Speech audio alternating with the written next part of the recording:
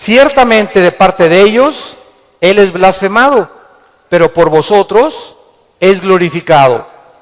Así que ninguno de ustedes padezca como homicida, o ladrón, o malhechor, o por entremeterse en lo ajeno. Pero si alguno padece como cristiano, no se avergüence, sino glorifique a Dios por ello. Porque es tiempo de que el juicio comience por la casa de Dios. Y si primero comienza por nosotros, ¿cuál será el fin de aquellos que no obedecen al Evangelio de Dios? Y si el justo con dificultad se salva, ¿en dónde aparecerá el impío y el pecador? De modo que los que padecen según la voluntad de Dios, encomienden sus almas al fiel Creador y hagan el bien. Muchos cristianos no han entendido lo que es la vida cristiana. Y uno de los ejemplos que la Biblia usa, o una analogía para comparar qué es la iglesia, es el matrimonio. Y en el matrimonio, muchos de ustedes que también están recién casados, tenemos siempre ideas de las telenovelas, y fueron felices el príncipe y su amante, o su amiga, o su esposa, por los siglos de los siglos. Y viene la luna de miel, y se acaba la luna de miel, y comienzas a descubrir, ah caray, ¿con quién me casé? O ah caray, yo no sabía, chiquita, que tenías ese genio. Y yo no sabía que eras tan flojo.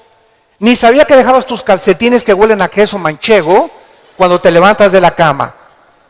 Y comenzamos en el matrimonio a salir de la burbuja y del mundo ficticio y fantasioso en el que creíamos que era casarse. Y no sabemos que el matrimonio es algo por lo cual toda la vida se tiene que luchar. Nunca habrá un matrimonio perfecto, nunca habrá un hombre perfecto, nunca habrá una mujer perfecta. Por eso el matrimonio es para dos discípulos de Cristo, un hombre y una mujer que siguen a Dios. Es como un triángulo, y mientras más sigue el hombre a Dios, Dios está hasta arriba y la mujer también. Mientras más seguimos a Dios, más cerca estaremos el uno con el otro. Bueno, la iglesia es lo mismo. Hay cristianos que les han hablado, no, la iglesia cristiana es Disneylandia, Reino Aventura, todo peace and love. Nunca va a haber problemas, nunca va a haber fricciones. Y cuando entramos a alguna iglesia o en las iglesias a las que ustedes han asistido, van a encontrar, ¿verdad?, que la iglesia es una mezcla de cizaña con trigo. Que la iglesia es un cuerpo de creyentes mezclados con personas que han entrado del mundo, y que entre nosotros necesitamos entender que va a haber fricciones, malos entendidos, contiendas, que doña Pachita ya le hicieron cara de hamburguesa y no quiere regresar, que porque en esa iglesia, muchos me dicen, es que en esta iglesia o en aquella iglesia a donde yo iba no había amor. Y el problema está en eso, que entramos a la iglesia creyendo que todo es maravilloso y que estamos en un ejército, somos soldados en un campo de batalla, en un mundo ocupado por el enemigo, donde nosotros vamos de paso. Todo lo que construyamos, todo lo que invertamos en este mundo se va a quedar. Y cuando este mundo sea destruido, lo único que va a sobrevivir son las almas. Son las almas. Y esta es la razón por la cual debemos vivir por las almas y poner como prioridad las almas que Jesucristo ganó en una cruz con su propia vida. Todos los cristianos vamos a experimentar pruebas. Vean ustedes aquí, antes de Pedro se encuentra Santiago en el capítulo 1. Santiago era hermano de Jesucristo, fue uno de los hermanos de Jesucristo, Santiago. Y él está escribiéndoles a los cristianos que comenzaron a ser perseguidos por el Imperio Romano. Y vean ustedes el consejo que Santiago comienza a delinear. Santiago 1, versículos 2 y 3. Hermanos míos, tengan por sumo gozo cuando se hallen en diversas pruebas, sabiendo que la prueba de vuestra fe produce paciencia. Sabemos entonces que todos nosotros vamos a ser examinados por Dios. Las pruebas, que son muchas, hay familiares pruebas en tu iglesia, en tu trabajo, con tus amistades, como matrimonio, con tus finanzas. Dios prueba el corazón. Y dice Santiago, no se sorprendan, no se maravillen de que de repente hay muchas pruebas. Y en lugar de que la oposición y las pruebas puedan menguar nuestro ánimo, dice Santiago, ¿verdad? Está probándose nuestra paciencia y nuestra fe. Vean ahora aquí, le damos vuelta a Primera de Pedro, otra vez, capítulo 1. Y dice el versículo 6 y 7, en lo cual vosotros se alegran ahora, aunque un poco de tiempo. Si es necesario, tengan que ser afligidos en diversas pruebas, para que sometida a prueba vuestra fe, mucho más preciosa que el oro, o sea, ¿por qué tiene que probar Dios nuestra fe? Porque es lo más valioso que Dios nos ha regalado. Lo más grande que tenemos es la fe.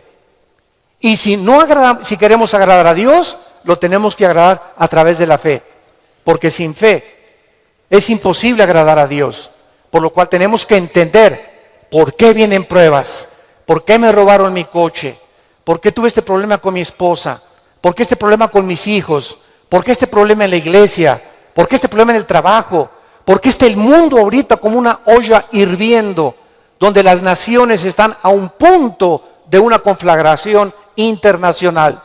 Aunque sabemos bíblicamente que si explota una guerra en Europa o en el Medio Oriente, no es todavía la tercera guerra mundial. En estos últimos meses, todas las invitaciones que he recibido han sido en radio, en televisión, con iglesias, con alianzas de pastores, para explicarles que esta guerra no es la tercera guerra mundial, que la Biblia nos habla claramente que falta mucho para la tercera guerra mundial y que este es lo que va a pavimentar el camino para el surgimiento del anticristo en el Medio Oriente. Entonces, estas pruebas, dice la Biblia, son importantes porque nuestra fe es la que tiene que ser probada. Ya sea en el trabajo, en la escuela, en el vecindario, etcétera, etcétera. Estamos rodeados de personas que no les caes bien porque eres cristiano. Estás rodeado de amigos que cuando les comienzas a decir que eres cristiano, te van a comenzar a perseguir y a burlar. Porque el mundo está bajo el control del maligno y nosotros vamos de paso nada más. Somos un ejército que venimos a resistir al mal. No nos mandó Dios a terminar con el mal.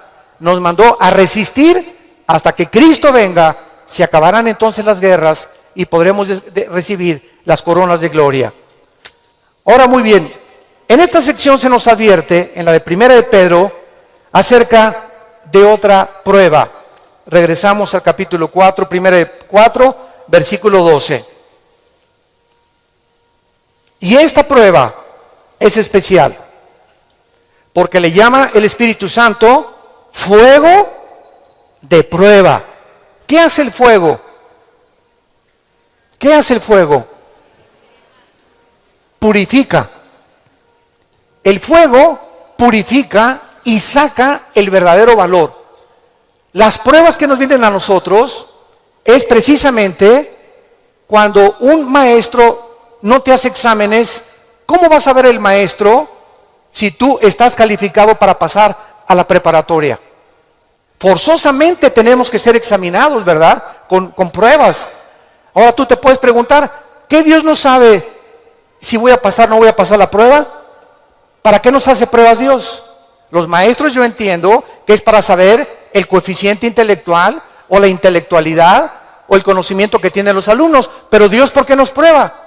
¿Cuál es la respuesta? Dios sabe lo que hay en tu corazón.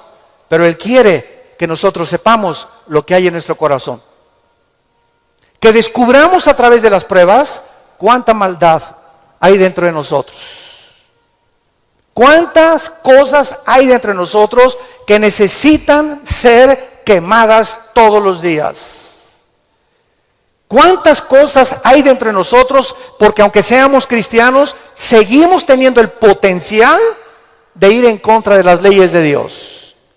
Por eso dice en Gálatas 5, las obras de la carne son esto y esto y esto: fornicación, adulterio, borracheras, drogadicto, hechicerías, ocultismo, etcétera, etcétera. Un cristiano puede caer en las cosas que él practicaba antes de que fuera cristiano, si el cristiano abandona a Dios.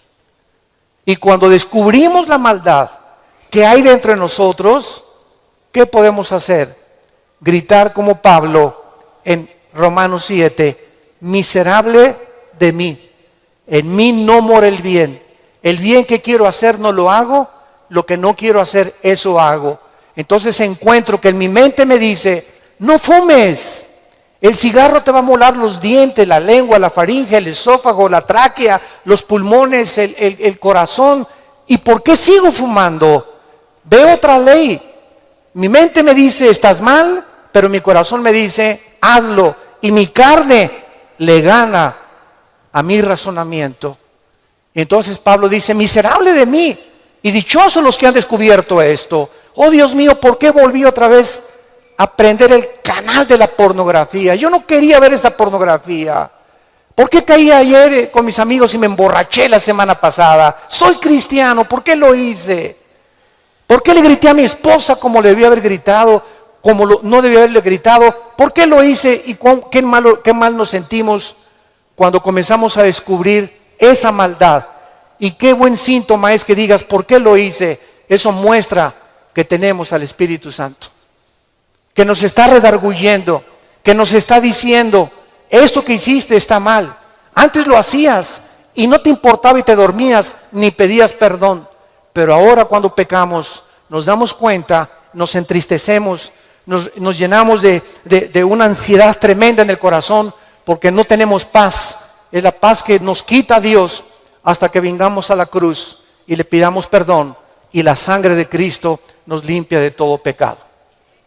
Pero esta es la razón por la cual las pruebas Dios nos las manda, para que vayamos evaluándonos honesta, íntegra y sinceramente en qué nivel nos encontramos de espiritualidad.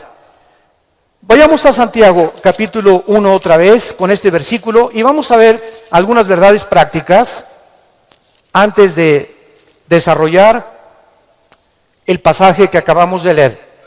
Veamos algunas verdades prácticas de las pruebas. En primer lugar, las pruebas son algo común en la vida cristiana. Dice Santiago, cuando os halléis en diversas pruebas. En segundo lugar, estas pruebas, van a venir en diferentes categorías. De repente, estás tranquilo, eres deportista, tomas vitaminas, estás perfectamente sano y te vas a hacer unos exámenes de sangre y las radiografías y la biometría hemática de sangre te dice el médico, tiene usted cáncer, o tiene usted diabetes, o padece usted un problema, ¿verdad?, renal, etcétera, etcétera. En el momento que oímos esa noticia, toda nuestra vida cambia. En ese momento dices, ¿qué me está pasando? ¿Cómo me pudo suceder esto a mí? Fue una prueba de fuego. O de repente tu hijo cayó y chocó, o tu hija se mató, o tu esposo se murió, o se cayó tu casa, o se incendió tu coche. Nunca sabemos qué va a suceder el día de mañana. Entonces tenemos que estar preparados para entender que estamos en un mundo donde somos vulnerables y donde cualquier cosa puede suceder, y Dios lo va a permitir con un propósito siempre, siempre santo, que va a resultar para un bien. Cuando oigas ese accidente, de esa enfermedad y de ese problema, no lo entendemos. ¿Qué está pasando en la iglesia? ¿O qué pasó en mi casa? ¿O qué pasó con el gobierno? ¿O un golpe de estado? No entendemos cuando explota una bomba. Hay mucho humo y no se puede entender qué es lo que está pasando. ¿Qué verdad? No hay verdad. ¿Será mentira? ¿Será melón? ¿Será sandía? Y no es hasta que el humo se va, pasa una semana o 2 semanas, cuando comienzas a ver y a entender. Si tú en esa prueba, escúchame muy bien, durante esa prueba que estás atravesando, no te sueltas, pase lo que pase en tu vida. Si tú no te sueltas de Cristo, no te imaginas cómo Dios te va a bendecir, te va a fortalecer y vas a madurar espiritualmente como no te imaginas. ¿Qué se probó cuando te dijeron que estabas enfermo? ¿Qué se probó cuando oíste que te robaron tu coche? ¿Qué se está probando cuando perdiste el trabajo? Se está probando nuestra fe. ¿Cuánto confiamos en Dios? Cuando se va tu esposa o te abandona su esposo, ¿qué vas a hacer? ¿Te vas a recurrir a las drogas? ¿Te vas a emborrachar? ¿Vas a renegar contra Dios? ¿Para eso soy cristiano? ¿Me quitaron mi trabajo? ¿Por qué si yo diezmo regularmente me quitan mi coche? Dios, yo no lo entiendo. ¿Y por qué me corren de mi trabajo si sabes que tengo que mantener a mi familia?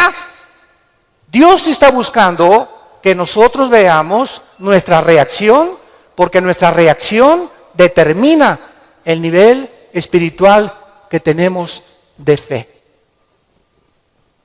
Y es precisamente en esas pruebas, en esas reacciones, donde Dios sabe cómo vas a reaccionar.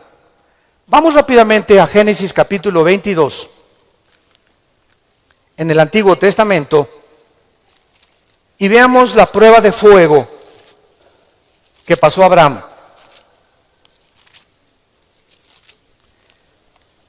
Abraham ya era un hombre maduro,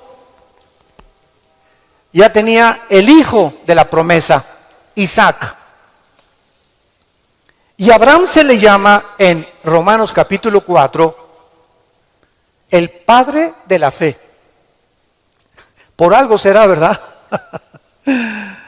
Por algo será, porque son las pruebas de fuego las que nos gradúan en el ejército de Dios.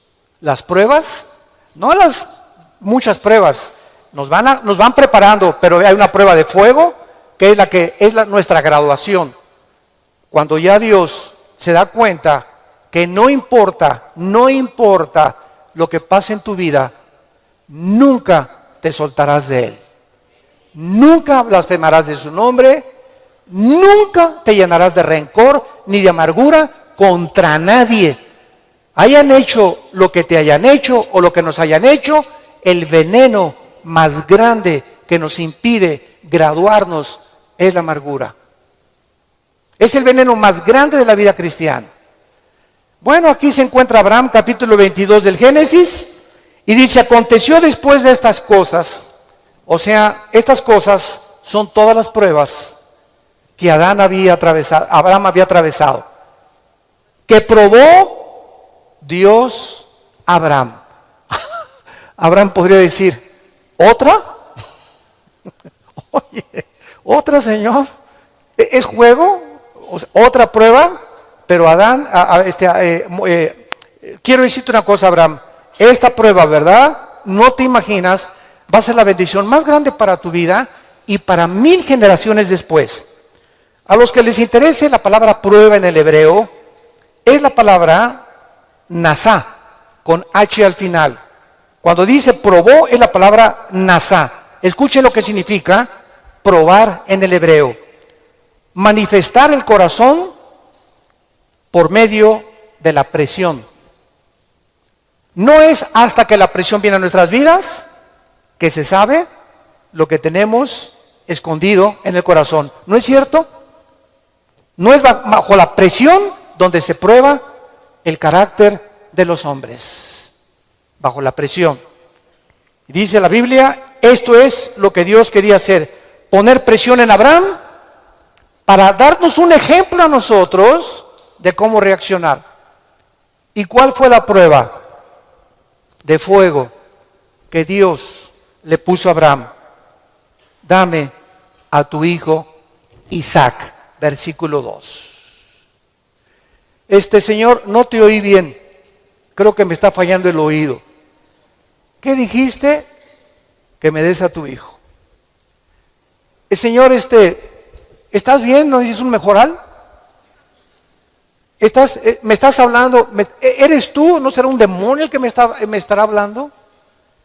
Señor, tú me dijiste que este hijo era el hijo de la promesa, no era Ismael. Tú me prometiste que era Isaac y la semilla de Isaac, el esperma de Isaac, la descendencia de Isaac, donde el Mesías, el Salvador que has prometido, iba a venir. ¿Cómo me lo pides? ¿Y cuál es la respuesta de Isaías 55, 8 y 9? Mis pensamientos no son vuestros pensamientos, y mis caminos no son vuestros caminos, ovejas santas, amadas de Dios. Así como los cielos son más altos que la tierra y mis pensamientos más altos que ustedes, así es como yo tengo que pensar para que ustedes comiencen a entender que yo no pienso como ustedes y que la fe es mantenerte de pie y seguir creyendo aunque no haya explicación inmediata. Señor, no entiendo qué pasó con mi casa, no entiendo por qué perdí el trabajo, no entiendo lo que está pasando, no entiendo esto, no entiendo aquello, pero como dijo Job, aunque tú me matares, seguiré confiando en ti. Y seguiré esperando y sabiendo que cuando se disipe el humo y entienda tus caminos, tienes algo mejor para mi vida. Esa es la fe. ¿Y qué hizo Abraham? No abrió la boca, no discutió. No vemos aquí que se puso al brinco con Dios. Abraham, Isaac, ven hijo mío. Muchachos, los siervos de Abraham, traigan la leña. Y entonces los dejó ahí en el monte a los siervos y agarró a Isaac y comenzaron a subir al monte Moriah. Escuchen, el monte Moriah fue donde Dios no perdonó a su hijo. Dios perdonó a Isaac, pero Dios no perdonó en el mismo monte a su hijo Jesucristo 4000 años después.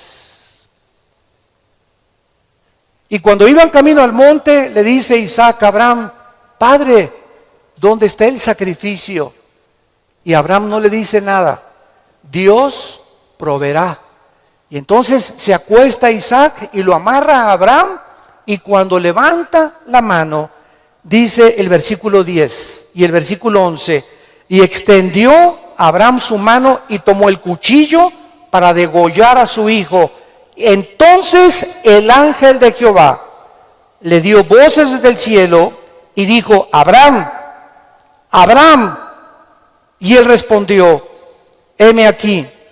Y dijo: no extiendas tu mano sobre el muchacho, ni le hagas nada, porque ya conozco que temes a Dios, por cuanto no me rehusaste darme a tu hijo. Dios, síganme con cuidado, no estaba buscando el sacrificio de Isaac. Dios estaba buscando el sacrificio de las emociones y los sentimientos de Abraham.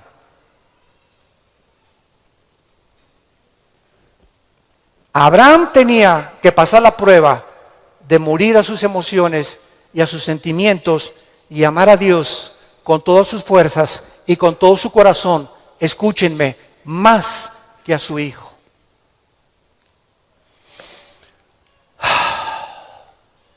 En el Nuevo Testamento se acercaron a Cristo, se los voy a explicar con más detalles, y le dijeron: ¿cuál es el más grande mandamiento? Y contestó Jesucristo: amarás a Dios con todo tu corazón, con todas tus fuerzas y con toda tu alma, y a tu prójimo como a ti mismo.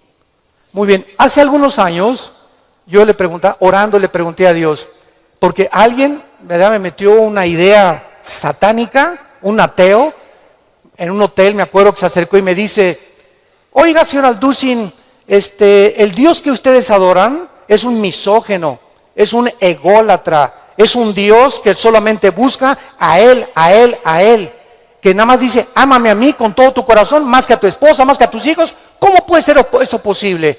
Me dijo este ateo. ¿Cómo puede usted reconciliar a un Dios que nos diga que lo amemos más a Él que a la propia familia? Y entonces me fui muy confundido. Me comenzó a dar vuelta, porque en ese momento me quedé así, ¿verdad? Le dije, ¿sabe una cosa? Voy a orar y le prometo que voy a buscar una respuesta de Dios. Nadie me había hecho nunca ese ataque a mi fe. Entonces pasó como unas 2 semanas, me puse a orar, ayuné como 2 días buscando esta respuesta y fue tan clara de parte de Dios. Y el Señor me mostró en la Biblia lo siguiente. Mira, hijo, me dice Dios, cuando yo les pido a ustedes, ámenme con todo mi corazón y con toda mi mente, ¿saben por qué se los pido? Porque tu mamá, tu esposa y tus hijos y tu perro Fido y tu cotorro y lo que más amas en tu vida y tu jarrón chino y la casa que tienes y que la amas, todo lo vas a perder y al final de tu vida te vas a quedar solo. Todos nos quedamos solos al final de la vida. Los hijos se tienen que ir, si no se casan, se mueren, la esposa tiene que morir, él tiene que morir, escúchame muy bien. Y si tú tenías todos tus afectos en tu hijo que se fue, o en tu esposo que se fue, o en tu perro que te quitaron, cuando se vaya tu hijo, cuando te quiten a tu esposo, cuando te abandone tu mujer, te vas a hundir porque no tendrás las fuerzas de seguir viviendo. Pero cuando amas a Dios con todo tu corazón y con toda tu alma y pierdes algo por acá, y pierdes algo por acá, y pierdes esto y por acá, ese amor que tú le tienes a Dios es el que nos sostendrá para seguir viviendo con Él, con las fuerzas de seguirlo amando. Denle gloria a Dios, de veras.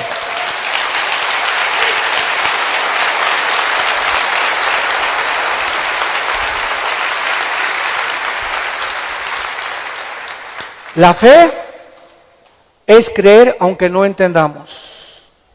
Si Dios lo dijo, tiene una razón. Detrás de cada mandamiento de Dios se encuentra la sabiduría de Dios. Cuando Dios le dice a los jóvenes, no forniquen ni tengan relaciones sexuales antes de casarse, gritan los jóvenes y protestan los jóvenes. ¿Nos quieres quitar la felicidad? ¿Qué tiene? ¿Así nos vamos a conocer mejor antes de casarnos? Pero detrás de esa prohibición que Dios tiene es el inmenso amor que Él nos dio desde la cruz. Por amor te lo digo, jovencita, te dice Dios, por amor que te tengo, joven que me escuchas. Tú no te imaginas las consecuencias de la fornicación. Vas a los 18, 19 años a ver crecer tu pancita, te vas a tener que salir de la escuela, él va a resultar con que no te quiere. Es increíble que por no haber puesto ustedes freno en sus relaciones meses antes, hayan ustedes acabado en un pecado que se llama la fornicación. Dios es sabio y nos dice a los casados, no cometerás adulterio. Dice Salomón en Proverbios 6, versículo 32, el que comete adulterio es falto de entendimiento, corrompe su alma el que tal hace. El que comete adulterio echa a perder su matrimonio, sus hijos, los celos, la infidelidad, que tarda años en poder levantarse. ¿Y todo por qué? Por tu ego, por tu orgullo, por tu vanidad de querer irte con una muchacha más joven o con otro hombre sin tomar en cuenta a tu propia familia. Es el ego siempre el enemigo de nuestro Dios. Dios sabe por qué nos da las provisiones que nos da, porque nos ama y quiere lo mejor para nuestra vida. Y finalmente aquí en estas verdades prácticas en Santiago encontramos también, ¿verdad?, que las pruebas prueban la fe que tenemos y la fe nos muestra cuánto confiamos en Dios.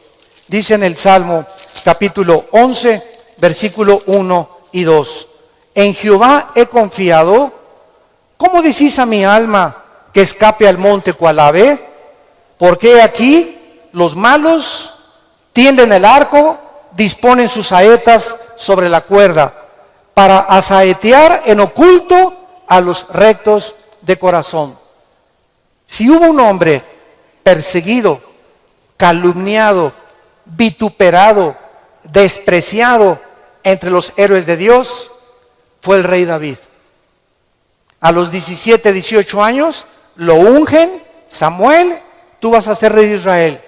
Ah, dice David, qué suave. Bueno, pasaron casi 12 años, vean esto, desde que lo ungen con sus hermanos, pasaron 12 años, hasta los 30 años de edad, 12 años de pruebas.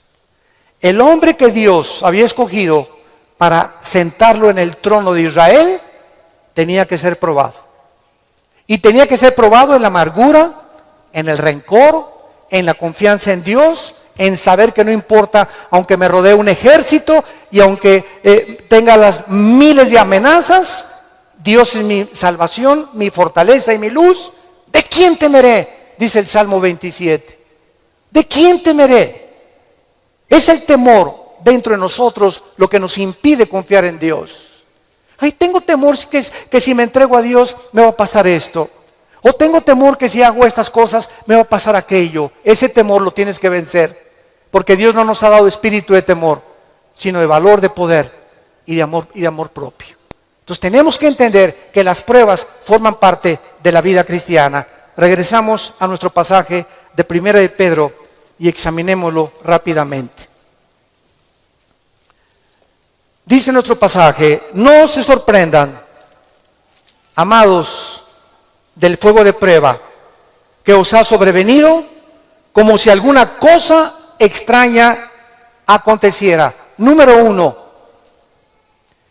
se nos advierte cómo no debemos de reaccionar: con sorpresa. No debemos reaccionar con sorpresa. No puedo creer lo que me está pasando. Más te vale que lo creas. No puedo creer que mi noviecita me dijo que yo me parecía a John Travolta, hermano, y me dejó por otro y se fue. No lo puedo creer. No puedo creer que mi esposo me haya abandonado. No puedo creer que este negocio haya caído. No puedo creer, yo fui fiel en mi trabajo y me corrieron, hermano, del trabajo. No lo puedo creer. Más te vale que lo sigamos creyendo. No nos sorprendamos, es una prueba. Cualquier cosa que afecte tu vida, tu estabilidad emocional o física, son pruebas. Entendámoslo. Dios es un Dios que nos tiene que probar. Y estas pruebas son para nuestro bien. Y vamos a descubrir en las pruebas que Él es real, que Él sana, que Él restituye, que Él vindica, que la oruga y el saltón te robaron, Dios te lo va a devolver 10 veces más. Pero es esa fe la que Él está tratando de desarrollar en nuestras vidas, porque es mucho, mucho más preciosa que el oro. Dice en 1 de Pedro 5:10, mas el Dios de toda gracia, que nos llamó a su gloria eterna en Jesucristo, escuchen bien, santos de Dios, después que hayáis padecido, ¿cuánto tiempo? No toda la vida es la Inquisición por el amor de Dios. No toda la vida como llegó una hermana: ay, pastor, ¿qué le pasa a doña Chole? Pues sigo con pruebas. Hermana, tengo 5 años que la conozco y usted ya le ganó a Job. No me diga que en 5 años Dios no la ha dejado descansar. Ese no es el Dios que servimos. Dice claramente que las pruebas son temporales, de vez en cuando Él cree conveniente que la necesitamos atravesar. Después que hayáis padecido un poco de tiempo, vean ustedes el propósito: Él mismo os perfeccione, afirme, fortalezca y establezca después de las pruebas.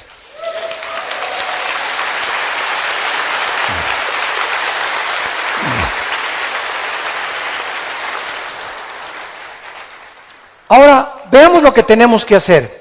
Primero de Pedro, en nuestro pasaje capítulo 4, versículo 13. Número 1, se nos manda que cuando te digan: te robaron tu coche, se fue tu esposo, se fue tu esposa, te pasó esto, te pasó aquello, te goces.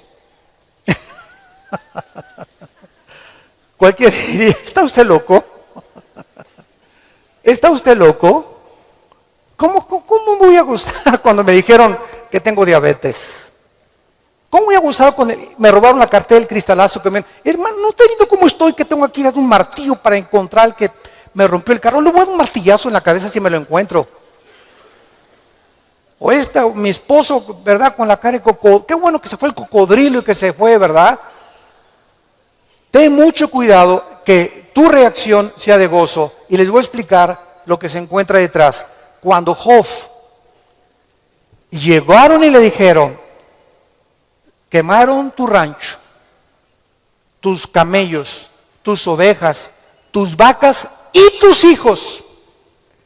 Y estoy seguro, por la clase de esposa que tenía, que si ella se lo hubieran llevado, hubiera estado más contento. Y a propósito, Dios se la dejó a ella. Yo entiendo cada vez más a mi Señor. No por ti, mi amor, ¿eh? Mi esposa no va a creer. Y entonces la esposa llega, ¿verdad? Y le dice a Job, maldícelo. Maldice a Dios. Y contesta Job y le dice a la esposa, vean la calidad moral y espiritual y de fe que tenía este hombre en Dios. ¿Qué acaso recibiremos de Dios solo lo bueno y no lo malo? Bendito sea el nombre de Dios, porque Él da y Él quita en su soberanía. Qué tremendo, ¿verdad?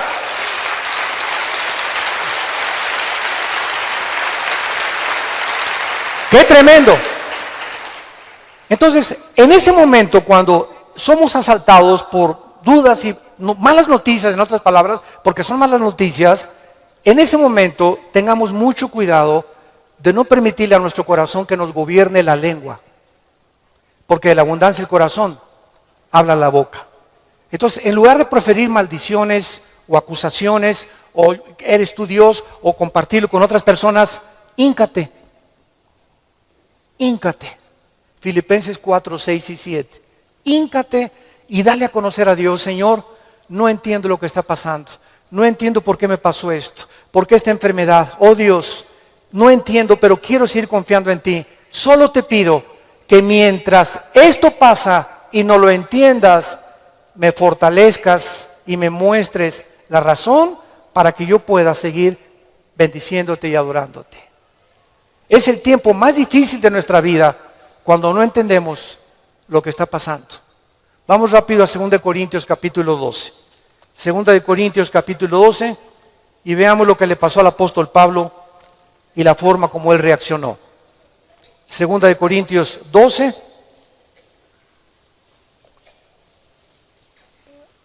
Pablo fue uno de los pocos hombres, junto con Enoc y Elías y el apóstol Juan, que subieron al cielo. En el Nuevo Testamento, Pablo y Juan fueron los dos únicos apóstoles que subieron al cielo sin morir. Fueron sacados de su cuerpo espiritualmente. Y Pablo lo llevó Dios al tercer cielo, donde habita Dios. Y cuando Pablo regresó a la tierra, su espíritu salió de su cuerpo y su espíritu volvió a entrar a su cuerpo. Pablo dice que lo que él oyó allá en el cielo y lo que él vio, no había palabras humanas para poder describirlo. Y como fue una experiencia tan impresionante, pero tan grande, que cabía la posibilidad, dada la naturaleza humana pecaminosa que aún tenemos, Dios tuvo que darle una prueba a Pablo y ponerle un aguijón en su cuerpo físico, alguna enfermedad. Y esta enfermedad no sabemos qué es. Algunos han especulado que era algún problema oftalmológico, porque dicen Gálatas, mira con cuán grandes letras les escribo. Bueno, no sabemos, ¿no?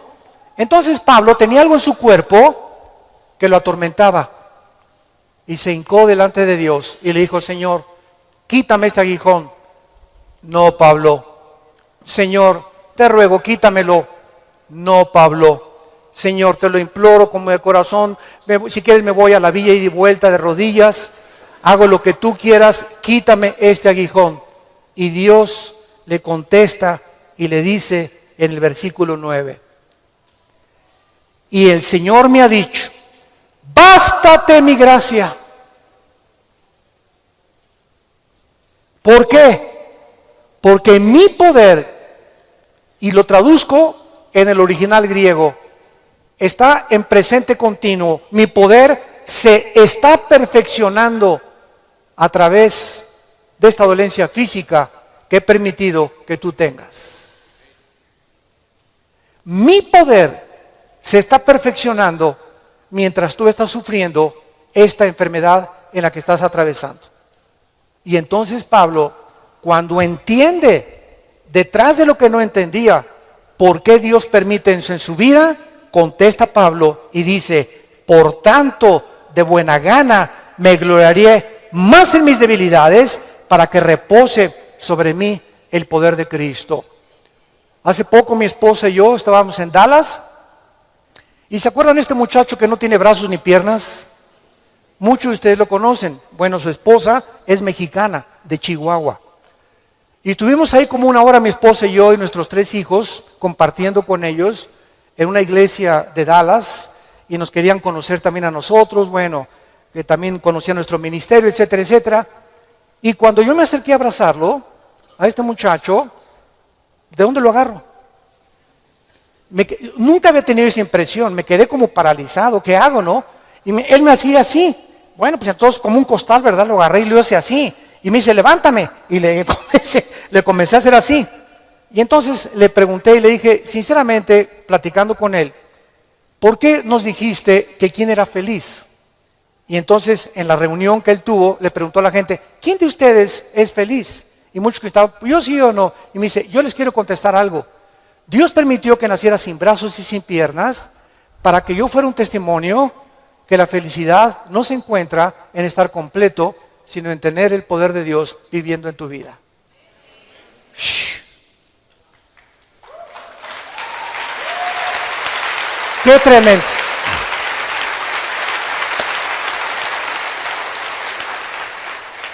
Mi esposa y yo nos bañamos de lágrimas. Tenemos piernas, tenemos brazos, tenemos casa, con flex, un carro, lo que sea, nuestros hijos, y estamos descontentos. Teniendo contentamiento, teniendo sustento y abrigo, estamos contentos porque estamos vivos. Nosotros estamos completos, y él era más feliz que la mitad de los que fueron a escucharlo. Él riéndose, y era una felicidad, ¿no es cierto, Marta? Un gozo sincero. Él no estaba fingiendo, él estaba lleno del poder de Dios. Y transmitía en sus ojos esa paz, ese contentamiento, esa aceptación. Él dijo que a los 12 años se quiso suicidar porque todavía no había aceptado a Cristo. Y se metió y dice, ¿cómo me suicido? ¿Con qué? Ni modo que agarre una pistola y le haga así, ¿verdad? Se metió a la tina del baño y con la boca abrió la llave y se quería morir ahogado. Y cuando estaba el agua subiendo, muchos de ustedes que ya no oído su testimonio, yo lo traigo grabado en mi iPhone, dice que en ese momento dijo, si yo me quito la vida, nunca podré compensarles a mis padres y los haré culpables a mis padres, porque siempre se lamentarán porque yo nací así, y si hay un Dios, nunca conoceré el propósito por el cual permitió que yo naciera sin brazos y sin piernas. Y apagó la llave y le dijo, yo no entiendo, al año se convierte a Jesucristo. Y ha ganado millones de almas. Dios dicen que hay uno entre 15 o 20 millones de seres humanos que nacen así. A este muchacho Dios lo escogió Dios para dar un mensaje al mundo. La felicidad no está en el dinero, ni en tener salud, ni en tener casa, ni en tener vehículos, sino si tú tienes a Jesucristo y la paz de Él que sobrepasa todo entendimiento.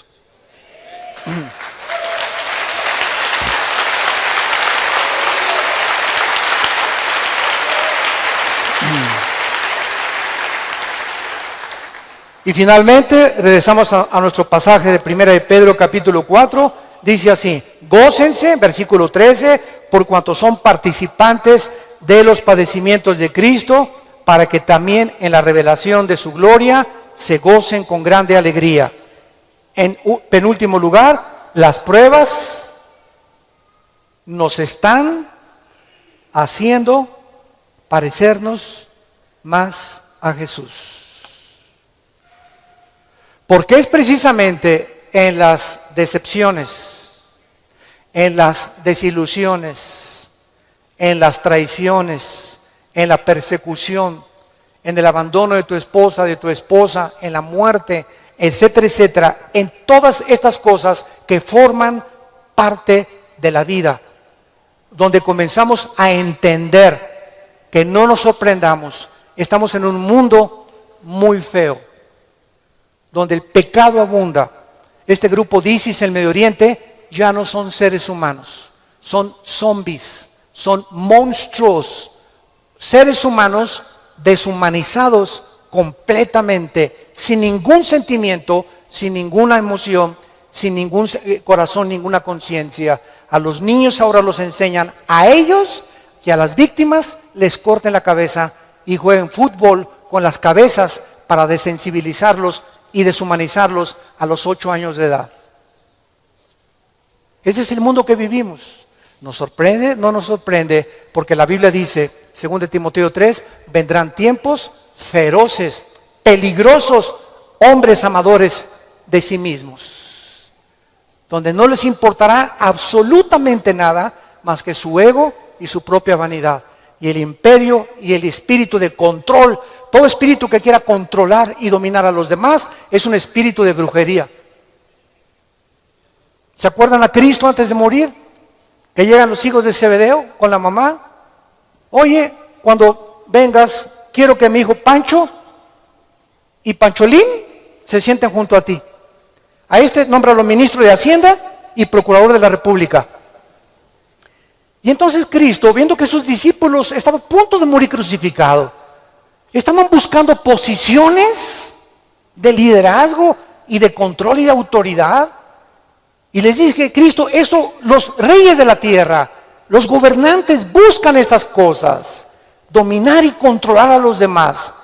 Y esta es la razón de tantas dictaduras, de tantos gobiernos estatistas y totalitarios, personas que quieren seguir gobernando y tener el control de las gentes, pero en ustedes no debe ser así. Y Cristo nos da el secreto: el que quiera ser grande de todos nosotros, lávele los pies a los demás. Sea siervo de los demás. No busques grandezas para ti, busca servir. Porque el más grande entre nosotros siempre será el que siga las pisadas de su maestro. Gracias por tu palabra, Señor, en esta mañana. Gracias, Señor, porque si somos vituperados en el nombre de Cristo, somos bienaventurados. Así que ninguno de nosotros padezca.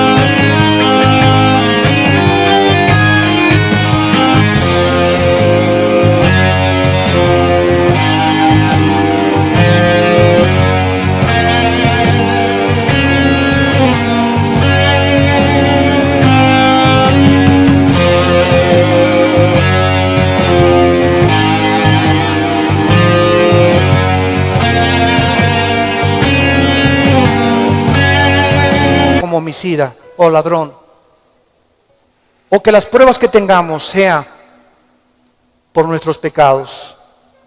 Pero si padecemos como cristianos, no nos avergoncemos, glorifiquemos a Dios por ello, encomendemos toda nuestra causa a Dios, porque Él es soberano, nunca nos dejará y nunca nos desamparará. Bendecimos, Padre, a todos nuestros enemigos. Bendecimos a los que nos calumnian y contienden contra nosotros. Te damos las gracias por estas pruebas, porque está probando lo que hay en nuestro corazón. Si no perdonamos 70 veces 7, no hemos crecido en la gracia y el conocimiento de Jesucristo. Si hay alguna persona en esta mañana que aún no tiene a Jesús, que aún no tienes este corazón que Dios quiere que tú tengas, esta comprensión de la vida espiritual y de lo que es la iglesia y el cristianismo, ven a la cruz, entrégale tu vida diciéndole estas palabras ahí con todo tu corazón: Señor mío y Dios mío, te pido perdón por mi vida, por mis pecados, por mi rebelión a mandamientos que antes no entendía. Ahora sé que tus pensamientos son inmensamente mucho más grandes que la forma como yo creo que tú debes de ser. Tú me creaste y me hiciste nacer con un propósito en la vida. Gracias por la salud que tengo en este momento, por el matrimonio que tengo, por los hijos que nos has dado, por el fruto que traigo en mi vientre, por la casa que tenemos, por todo lo que nos rodea, por el agua, por la luz, las montañas, los cambios de clima.